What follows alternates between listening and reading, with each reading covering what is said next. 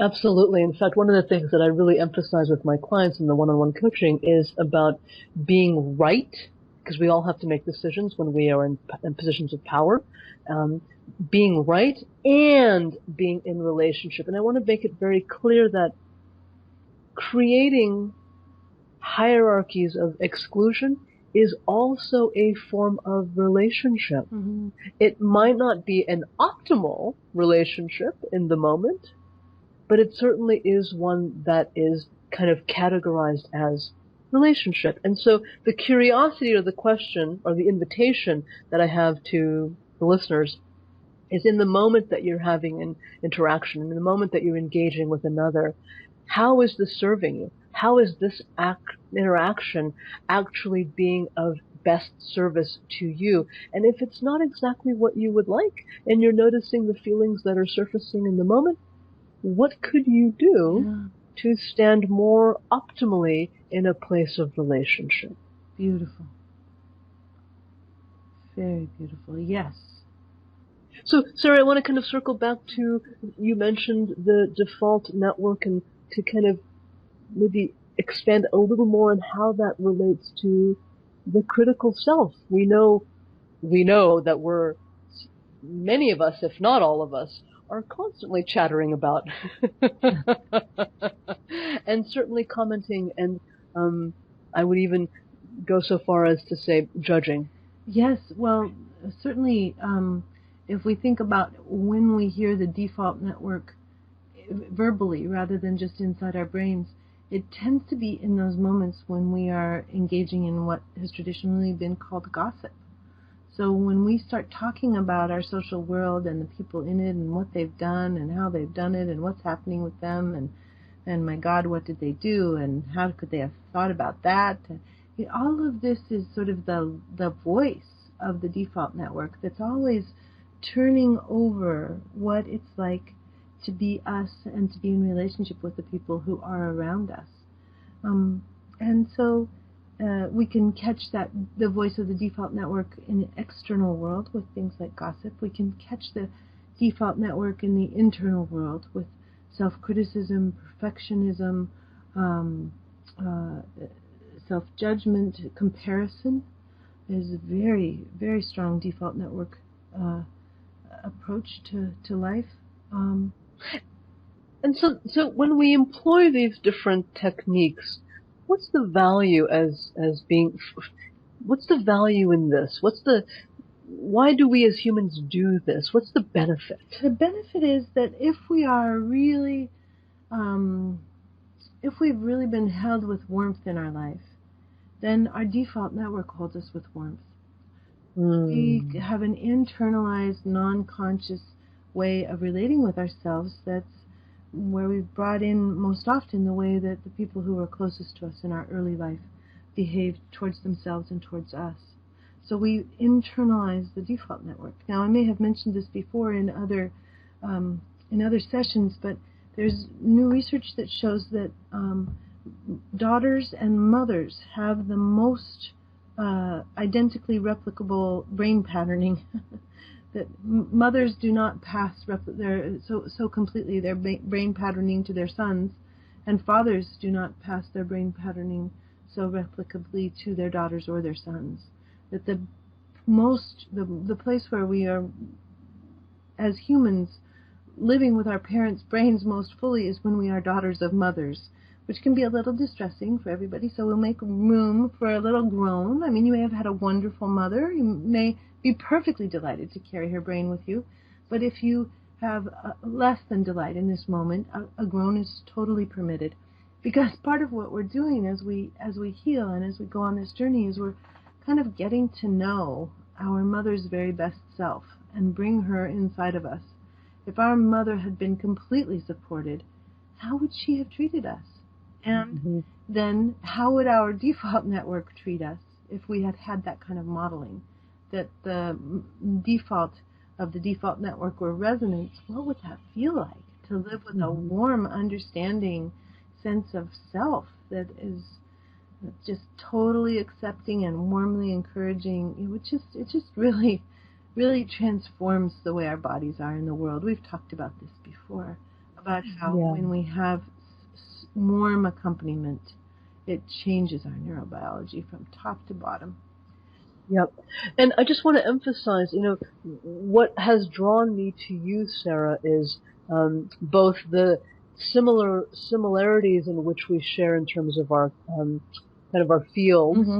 and also the differences, Yes. right? So I come from Silicon Valley and organizations, and you come from a different place, and yet we share family constellations, and we share the science element, and we share the attachment theory element. So I'm saying this out loud because I want our listeners to know that some of you may have groaned, and I know that I would have groaned for sure.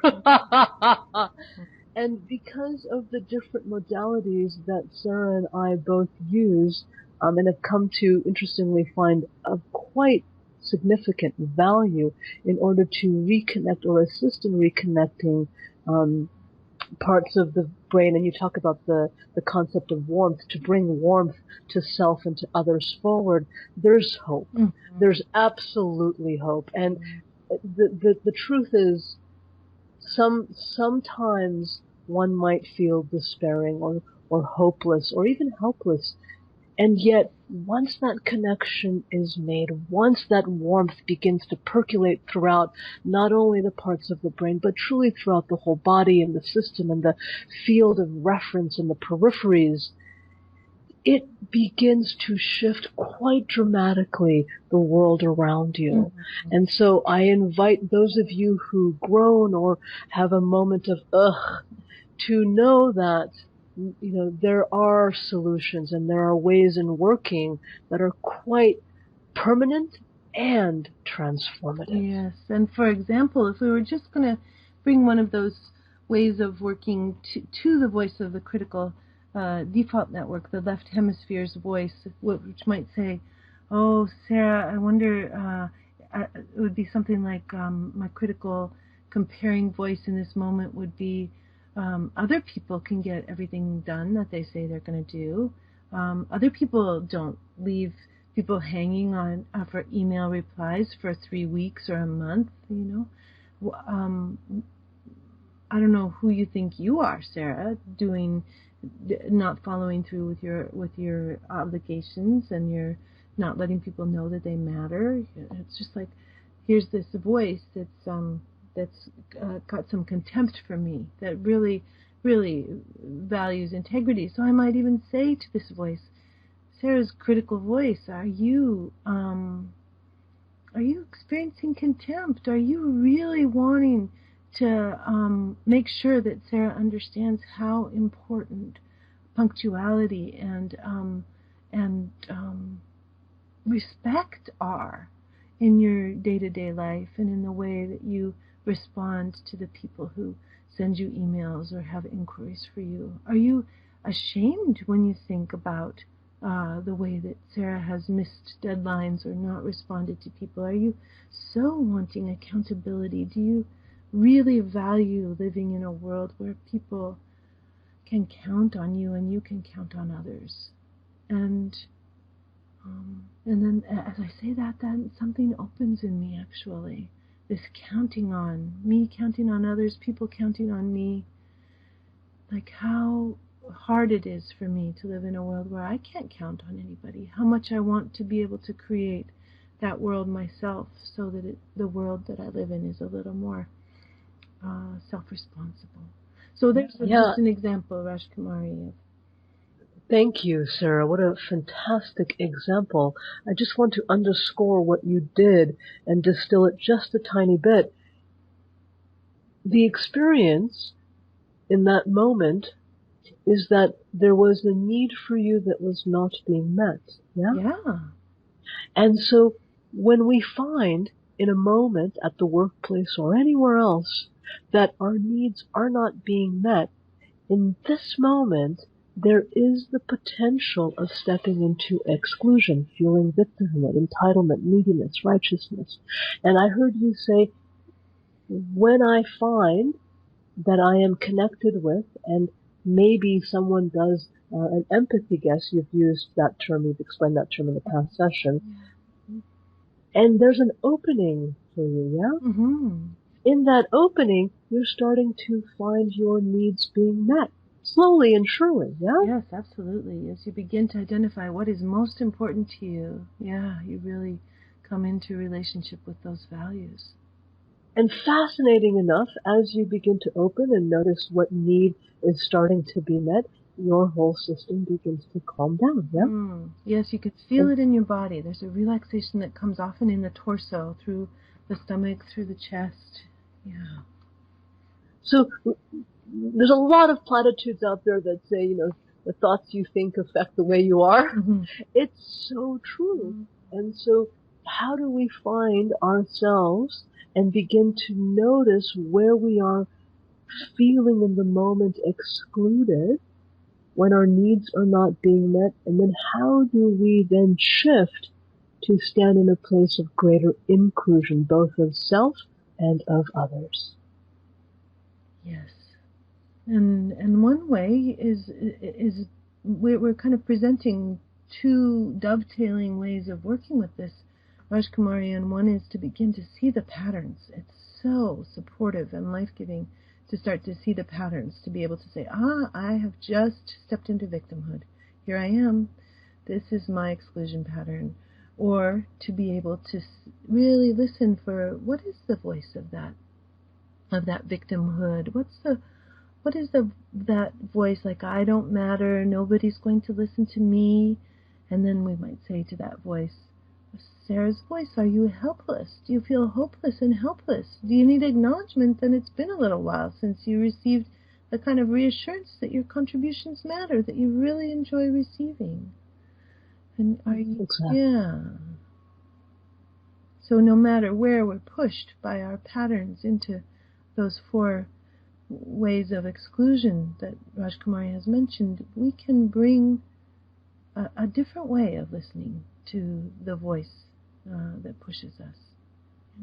And so, Sarah, can you talk a little bit about these patterns of exclusion and how they might then translate between the left and right hemisphere, given what you've shared around meaning and purpose and integration? Sure. We've started a little bit. I'll start with the victimhood, and then I'll have you say a little bit about, I think most people have a sense of victimhood. Maybe, yes, why don't you do a quick description, and then I'll talk about the left and the right hemisphere. So let's start with victimhood. Absolutely. So victimhood is a place, and this is going to, certainly be defined individually by each of you and differently by your experiences. But kind of generally speaking, for me, victimhood is a place of standing in a state of inferiority. This is a place of I'm not good enough, and something has happened to me. Right? There's also an inability here to take accountability. Mm-hmm. So in that position, one of the things that's happening is that there's a kind of a collapse in the body. There's an old hopelessness, an old lack of agency, a sense of powerlessness that we're tapping into in those moments. And Rajkumari, we've talked about how these states can be really ancient, that there can be an experience of not being responded to when we were little ones that can live on in our body as almost a conviction that the world is this way, that it's true, that we have no power, that we have no choice. So the very first thing to do is to notice what's happening in the body, because moving into this stance and hearing the stories that go with it is the left hemisphere. It's our language self trying to make meaning out of what's happening for us physically.